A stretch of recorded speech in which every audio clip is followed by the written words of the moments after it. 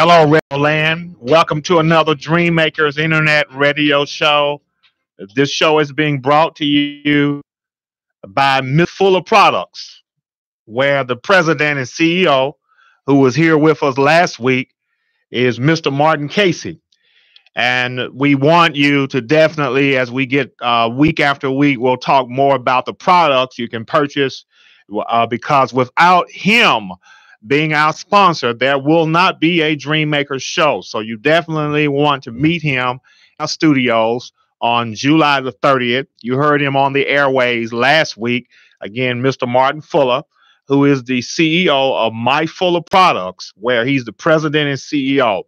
Well, we're celebrating Black History 365 days a year. We're glad that you tuned in with us tonight. Tonight, we're going to put the spotlight on Black cowboys. Our topic and discussion will be entitled A Lesson or a Lesser Known History of Black Cowboys. We have a very own special guest today, a good friend of mine who was working with me on my job, helping people find jobs. And she also, while we were talking, she owns a ranch called the Legacy Ranch. I have a brochure in my hands, and it's just amazing how you don't know the people that you're working with on a daily basis and did not know that she owns and operates a First Legacy Ranch. And I'll read a little bit about what is happening out there in Pembroke, which is about 60 miles from the city of Chicago. And that's also out in St. Anne, Illinois, in that area. But I want to acknowledge again Earl Winfrey and Wanda B, our producers here in this beautiful studio. And let's open up with a word of prayer. Heavenly Father, we thank you for Intellectual Radio, for all of the shows, the 70 or so shows that come through these studios here on the western side of the great city of Chicago. Thank you for these two producers, and thank you for all of the special guests and the host and hostesses of these talk shows to give a voice to the voiceless. And we're thankful for you, and we ask it all in Jesus' name. Amen. As far as our guest tonight and some background, I want to give you that information. Miss Jane Ware is the owner of First Legacy Ranch, which is located at 17175 East 7000 South Road in Pembroke, Illinois. This is what she sent me before we bring her on the air. Very powerful statements here. When she was 8 years old, her uncle James Anderson introduced her and her siblings to a horse and taught them to ride and take care of them. She never lost a love for horses after that. So when she had children, she introduced them to horses and taught them how to ride and take care of them. Her entire family owned horses, and about 5 years ago, she's here that she now owns her own barn so that her kids and nieces and nephews can come to the barn whenever they like and ride their horses when they feel like it. Her children, nieces, and nephews have taught others how to ride the horses, groom the ponies, and change their shoes when needed. She turned this love of horses into a business. I started taking neighborhood kids to the country to see and learn how the horses are on the farm. And they can even ride dirt bikes and just let the wind blow on their faces with no worries if they're going to get shot, just having fun. She now owns 12 horses and 6 ponies. That's amazing. She rents the barn out for different functions based on her clients' needs. For example, clients rent the ranch for school trips, weddings, family reunions, or just want to just have plain fun, she says. She has accommodations for seniors and people with disabilities where they can be young or old. She says that they just love being away from the inner city because of all the bad things that happen there. And she says she'll do anything to help all children experience something different and have fun doing it. I do hold the brochure that she gave me. And again, this particular ranch that's been operating for 40 years, experience in the horse industry. First Legacy is a place where inner city youth can have an appreciation for nurture or nature and simple joys of hard work, outdoor activity, and horse culture. It is my family's first love, and we want to help other families experience the joys of horse activities and help them to see a different side of life. So this is an awesome brochure. What I failed to tell you was the reason why we have this show. Listen to me very carefully. There are three reasons that's going to take us into further discussions, and then we're going to bring our guest on, Miss Jane Ware. The reason why I set this show up for this particular hour of the day is to give a voice to the voiceless. Number two, discuss African American history. Now, I don't hear a lot of African American history, and I don't particularly want to wait till February to talk about Black history. And I believe our children need to know about it at least once a week, and that's through this show or some other place. But if I had my way, they ought to know about it 365 days a year. And the last reason, which is the most important one, this show is set up to save the lives of people, particularly younger people.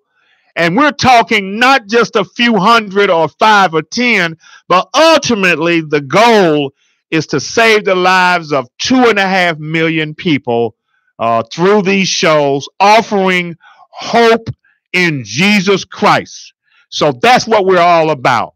Now let's get into the issue of the lesser known history of Black cowboys. But before I go there, I talked about something a few weeks ago that's really passionate about, that I'm very passionate about, and that is the increase and or the lack of African American businesses.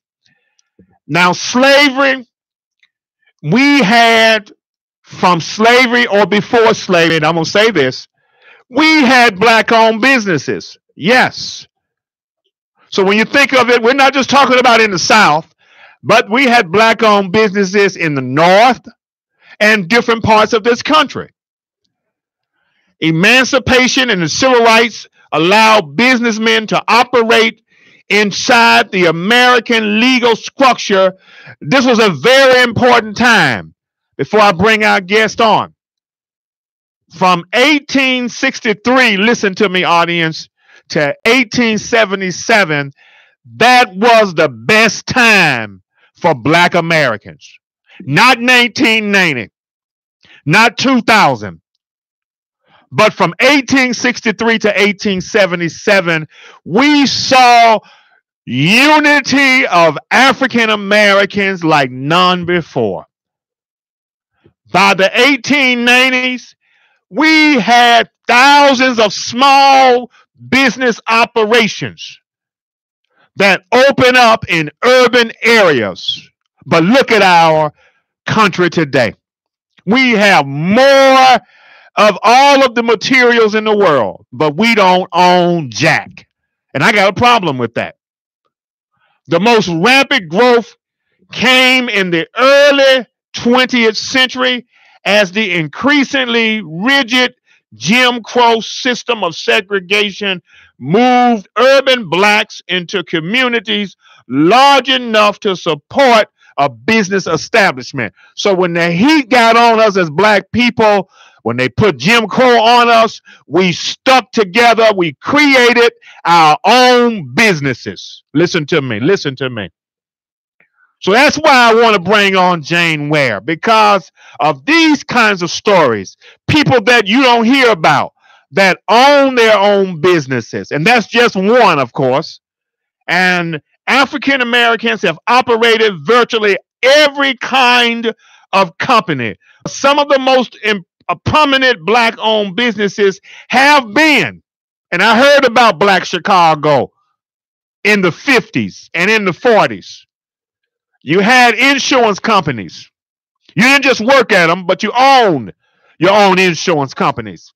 I hope somebody's listening to me tonight because we have a problem. We don't own anything. Number two, we had more black-owned banks. Not anymore, Brother Earl. There's a problem. But now we're parading. Love the NBA. Love the fact that we have world champions. But how many of those NBA players own a business, Brother Earl? Sister Wanda B, I got a problem. How many of them own a business? Serious problem. Recording labels. We own them. Funeral parlors. We still own them. So that's on the list. Barber shops. We still own them. Beauty salons. We own them. But the products that are made in these beauty salons, we need to support black-owned products just as much as we're supporting the Asian products with all of the weave and all of that. Don't get me wrong. I'm not knocking us, but we got to do better. And restaurants, we can do better there too. Because as soon as a restaurant goes up, Brother Earl, they go right out of business, a lot of them. That's a problem. And record stores and bookstores, just to name a few. We had more of them years ago. So what has happened? Integration. It destroyed us for the most part. Don't get me wrong. We need to work together with other people. But there are businesses that are still mostly white-owned. They're doing just fine. So we ought to have mostly black-owned business, mostly Asian business, if that's the case in terms of having it that way. But we need to work on that. So I want to put that on our mind as we get ready to bring on our guest here shortly. Now, I want to talk a little bit about these black cowboys. With the black cowboys in American West, it accounted for, listen to this as an important statistic, black cowboys accounted for 25% of the workers in the range cattle industry. Guess what? Not in 1960, in 1860 to the 1880s. 25% of them were range cattle industry workers. And we had an estimated 6,000 to 9,000 workers who worked on the ranch, 1860 to 1880s. Did you know that? After Reconstruction, as I told you, in my estimation, Brother Earl, that was the best time for black Americans from 1863 to 1877. Check the record. The Cowboys even were doing successful, and not the Dallas Cowboys. I'm not talking about them. After Reconstruction of the South, after the Civil War, freed slaves were still denied ownership and other rights in many states, and about 20,000 exodusters headed west between 1879, listen to me, and 1884, with smaller migrations to other western states. Black men, typically former slaves, children of slaves, or working in plantations, would have been exposed to kitchen work and stables. And as early as the 1770, regulations in Louisiana required 2 slaves to manage 100 head of cattle. That's hard labor. Now, I want to talk about the rodeo. I remember going to the rodeos as a boy growing up in Mississippi. The rodeo, we look forward to that in the summertime. And I'm hoping that our good friend, Miss Ware, will hit on that. Now, listen to this. As our guest again will talk about it, hopefully, in her ranch, where she is at the Legacy Ranch.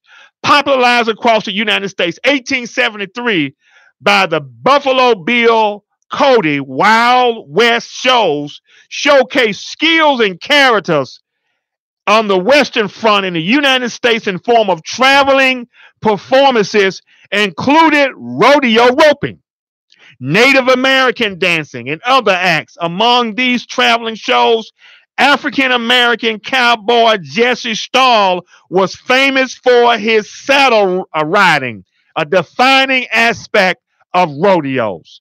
Racism was common in the rodeo competition in terms of such as the harder to cover could be used for mass racism in rodeo competition under the guise that the white riders had more difficult horses.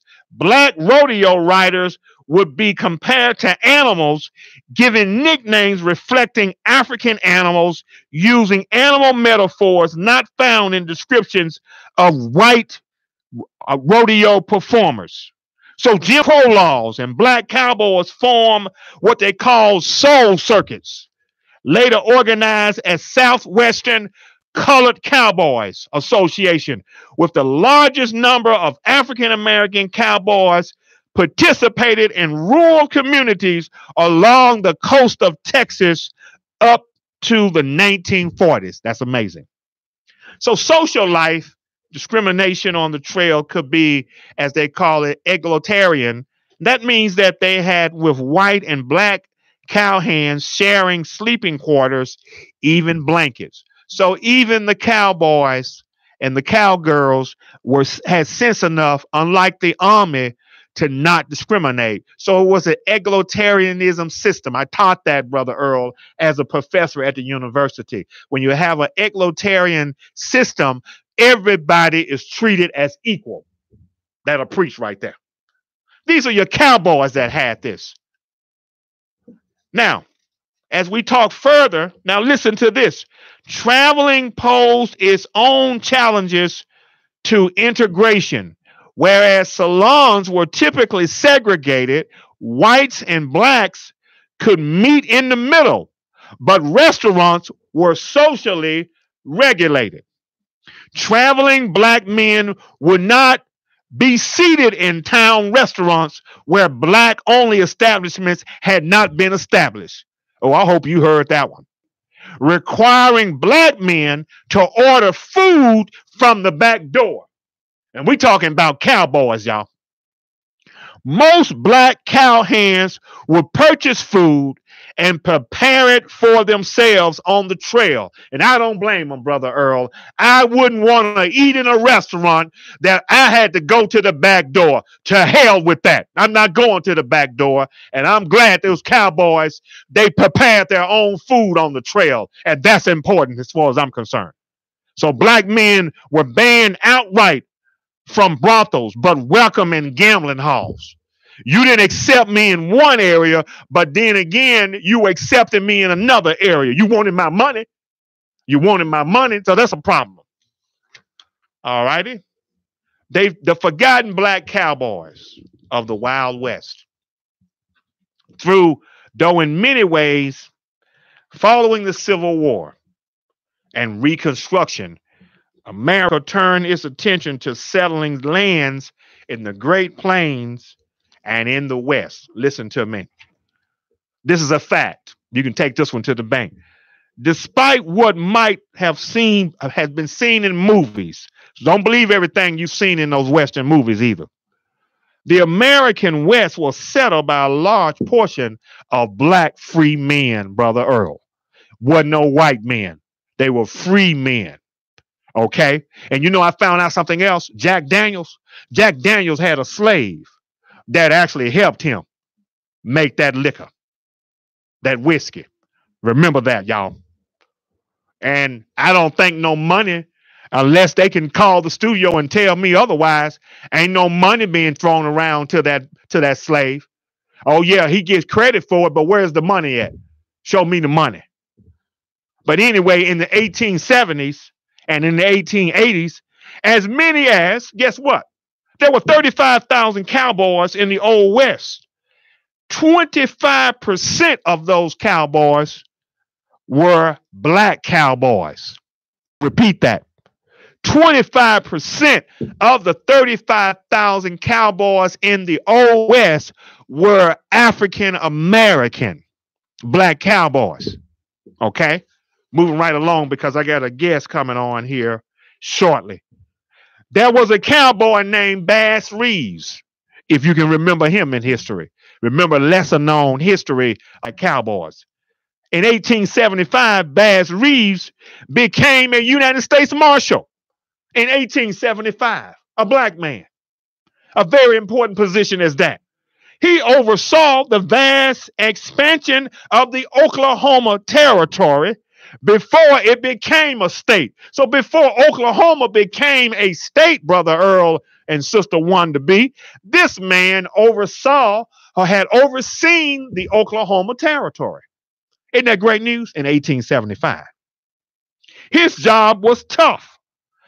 Of the 200 marshals killed in the line of duty, 130 met their untimely end in Oklahoma.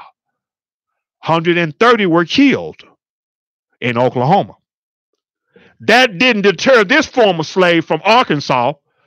He was an expert marksman with the rifle and the pistol. He attributed this to his time fighting in Oklahoma Territory during the Civil War.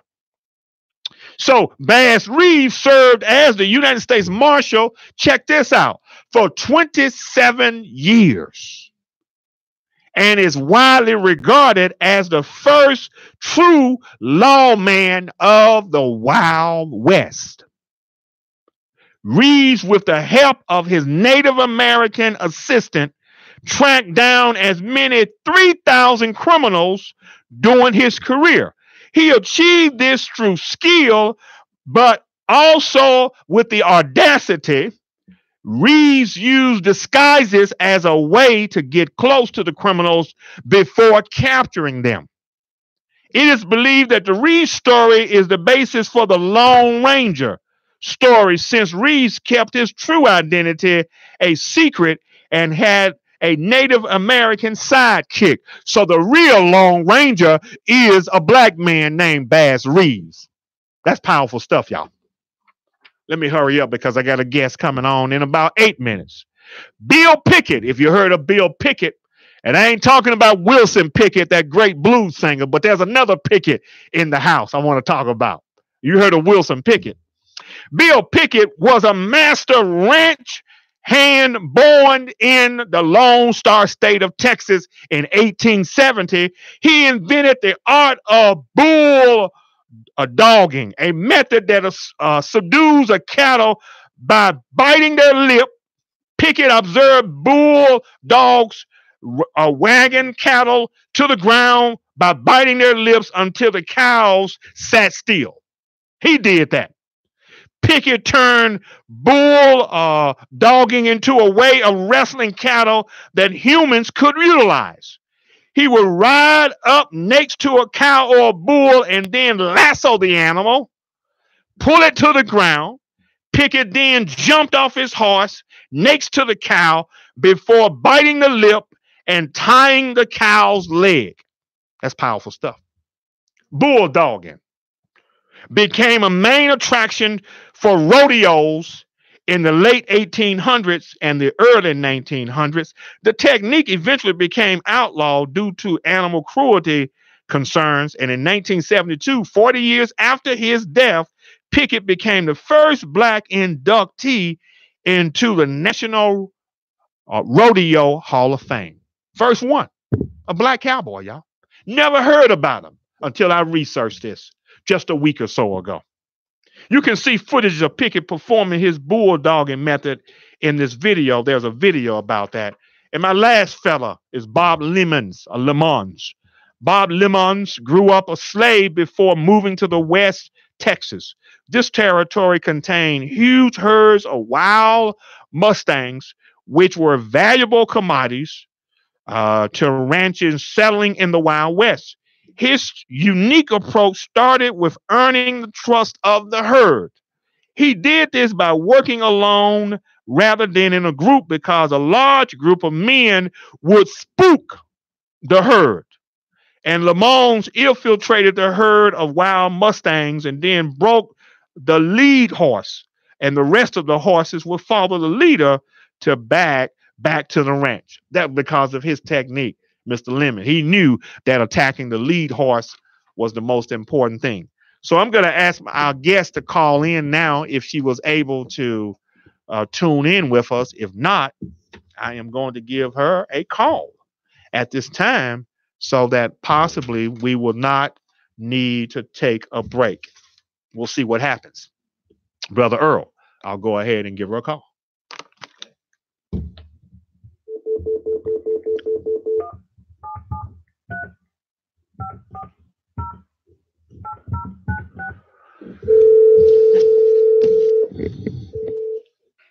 You have reached the voicemail box of...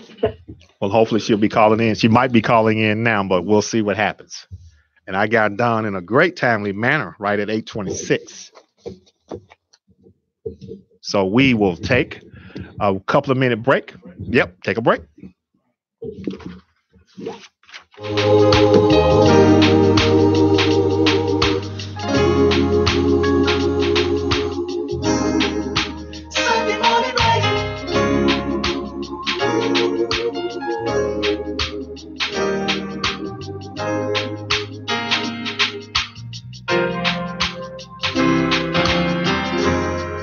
Now is the time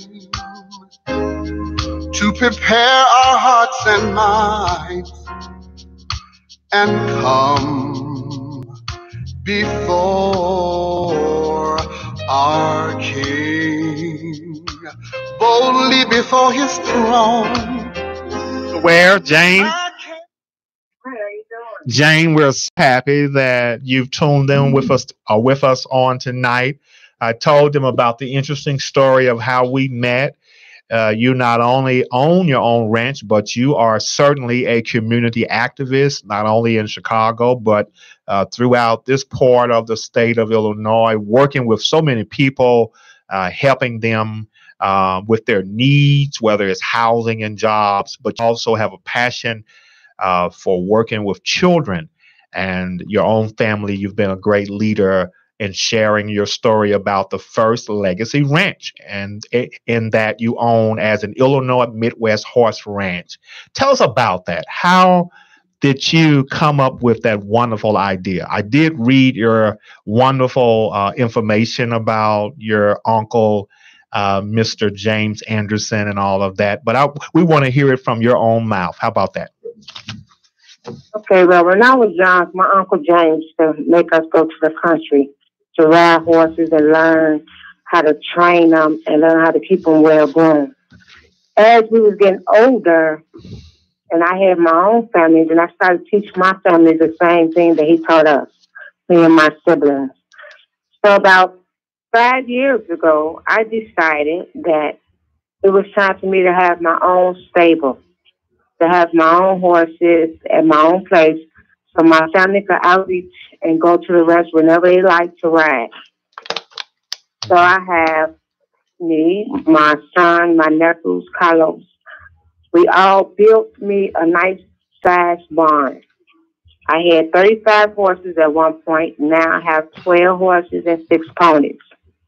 And what we do is we have family reunions, picnics, church gatherings, retreats for kids with disabilities, and we also do therapy with doctors to bring their patients out there. Very good.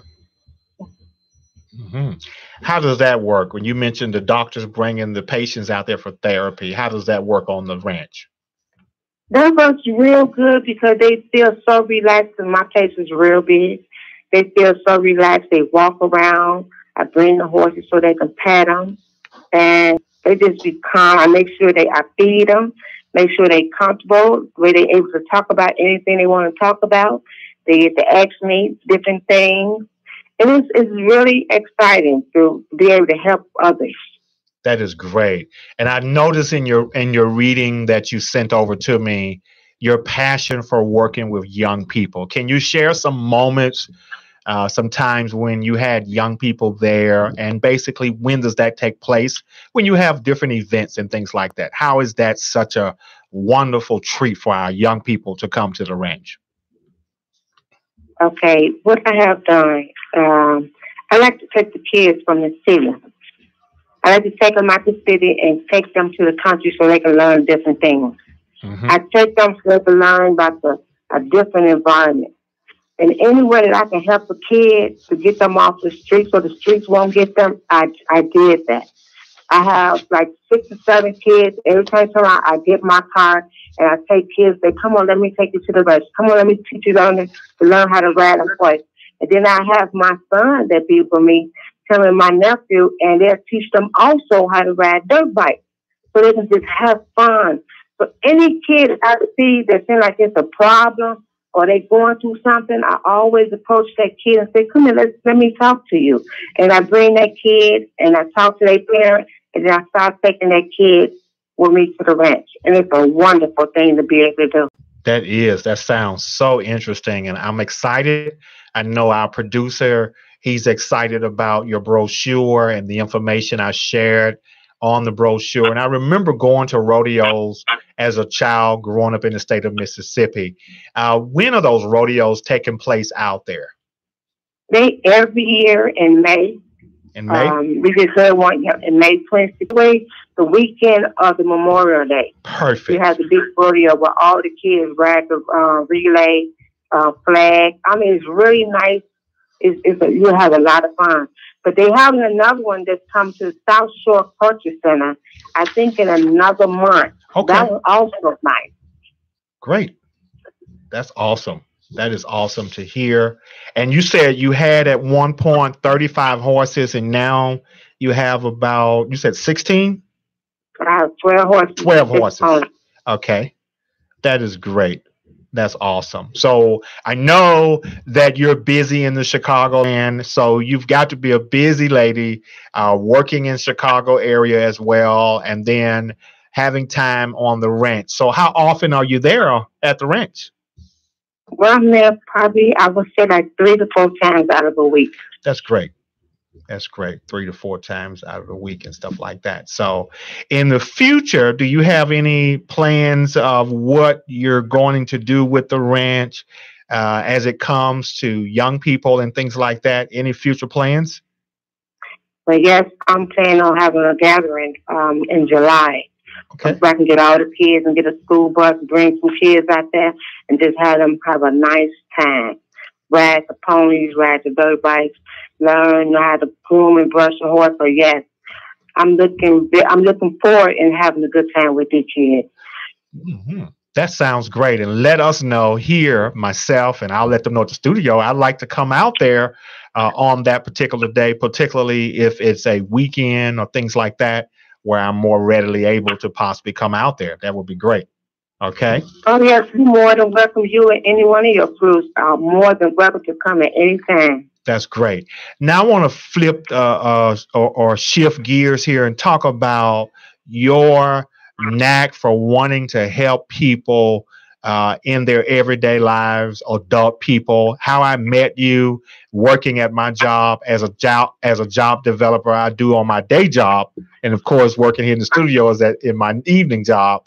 But I wanted to just ask you verbatim, how did you come and get involved in that project as well, wanting to help people with jobs and things like that? What led you to that? I've been doing that for the last 15, 20 years. I have a heart of helping people, no matter who it is. If I see somebody that needs some help, I help them. I stop guys on the street that's asking for money, and I ask them, what's wrong? Why you here? What's going on? Let's talk about it. Can I help you get a job? And I reach out and I try to help them get jobs. Mm-hmm. I help guys all the time. My phone ring all day long to help others find employment. And I don't get paid for it. I do it from a kind of my heart. Very good. Very good. And I noticed you also work with TREAD, which is an organization that helps homeless people as well, correct? Yes, I do. How were you now? How did you get in contact with TREAD and the people that administer and run that program as well? Well, I met Miss Conway. I met her through one of our construction site meetings. And she came to our meetings and she was talking about the different youth, the different young men that she helped. So I said, well, maybe I help you help them. And then she said, yes, they've been good. And ever since I met her, I've been running to help her in any way I can to let her know she's not alone. I'm going to help her in every step she said I need to. I'll be right there. That's right. And I'm a living witness that she actually had people to come. Brother Earl, where I work, I teach classes on how to get a job and job readiness. And she was on that phone trying to find out why they went there. And she helped the people that did come to find employment as well. You also mentioned the construction. That is a passion of yours. Can you tell us a little bit about that as well? Okay, my passion for construction, I really just got involved in probably like 3 years ago. I was working with a program where they was taking so many young men that I selected from off the street to teach them how to work construction. And once I seen what they was doing, I said, you know what? Let me do the same thing they do. Let me pour myself out to see what can I do to help somebody get more involved in construction. Because a lot of these young men want to do it and they just don't know how to go back. So I had to teach myself. And then I met another young, nice lady named Jane as well. And she's know more about construction, so she helped me along with it, which I would consider her now as my partner. That's great. That is very good. So with the First Legacy Ranch, the owner, we are just excited, Jane. Anything else you want to share with us about your passion for helping people? Anything else before we let you go? But we're going to have you back on the air real soon. Well, that sounds good. It was my passion for helping people. I love helping people. I love to help people that's disabled, senior citizens. I even bring them out there. I love to help anybody that I can help. I'm right there to help them. That is great. So if someone wants to come and visit your First Legacy Ranch, what are your hours of operation, Monday through Sunday, basically? Yes, Monday through Sunday. All they have to do is give me a call, and we'll be right out there waiting on them. Okay. Is there a number you want to leave with them to call you? Yes, they can call 773-540-8096. Very good. And you have an email account. You want to give that on the air, or you want me to give that? Whichever one you want to do. The email for the First Legacy Ranch is FirstLegacyRanch@gmail.com. Very good. And your website address is? FirstLegacyRanch.com. Very good. Jane, we were so blessed with your presence on the telephone tonight, and we are just excited. I'm going to give you a hand of praise, and we want you to definitely come back and be with us, and I'll be seeing you real soon face to face. Is that right? Yes, you will. And thank you so much for having me. Well, we're glad to have you. And I'm going to pass on the brochure to our producer. He's wanting to get a copy of it. And I happen to have one of the brochures with me. And feel free to bring me more brochures at the office where you know I'm located. Okay?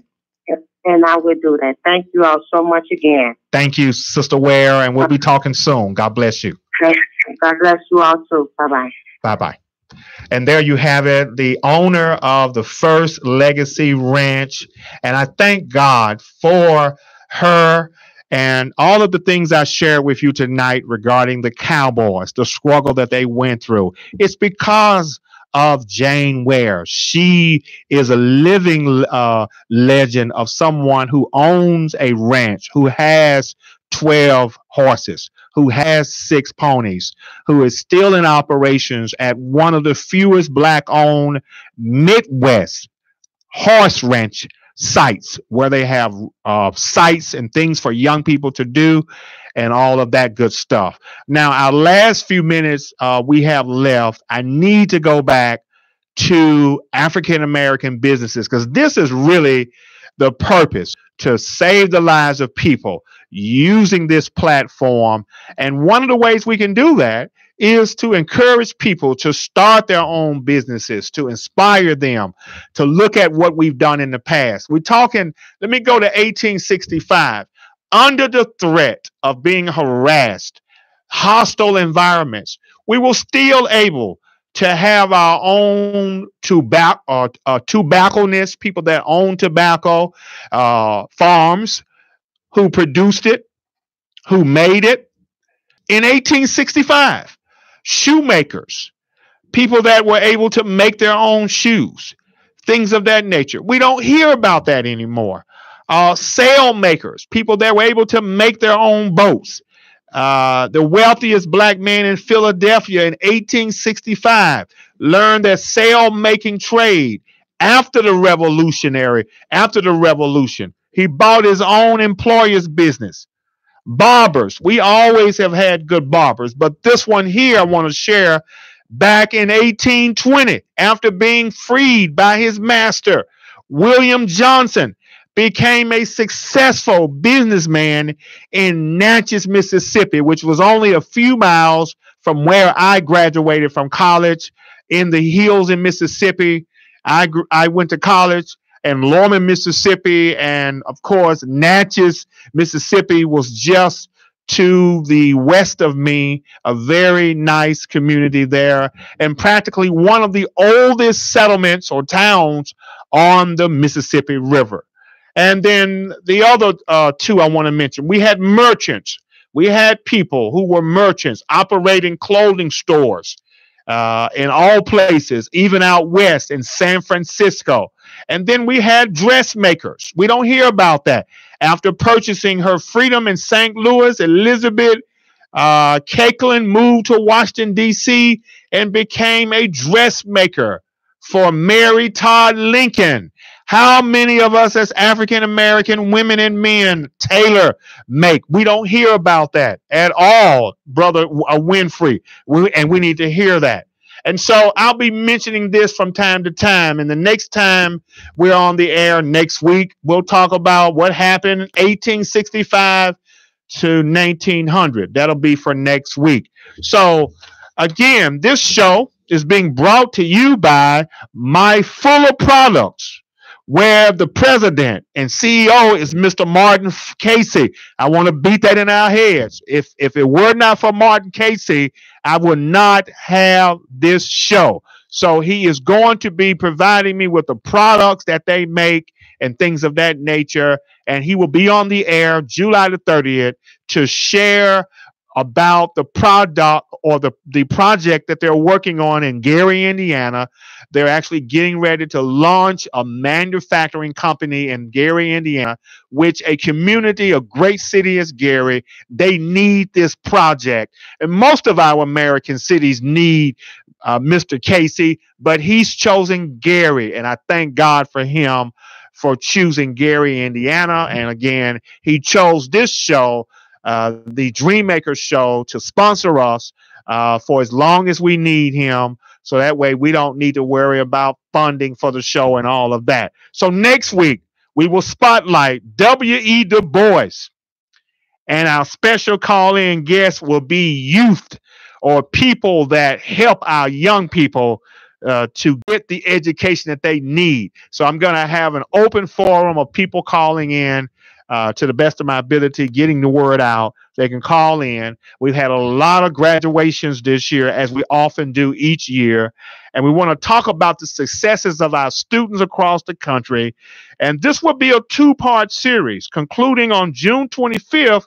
You don't want to miss that show either. Again, we will have, a sponsor, Mr. Martin Fuller. Again, he sponsors the shows each week there here in Chicago. And now he will be opening up something in Gary pretty soon within the year, hopefully. And we'll hear him again talk about that on July the 30th. And Mr. Winfrey, that is all for us tonight.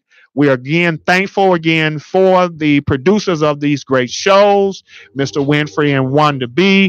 God bless you, and we wish you good night until we talk again next week. Have a great one.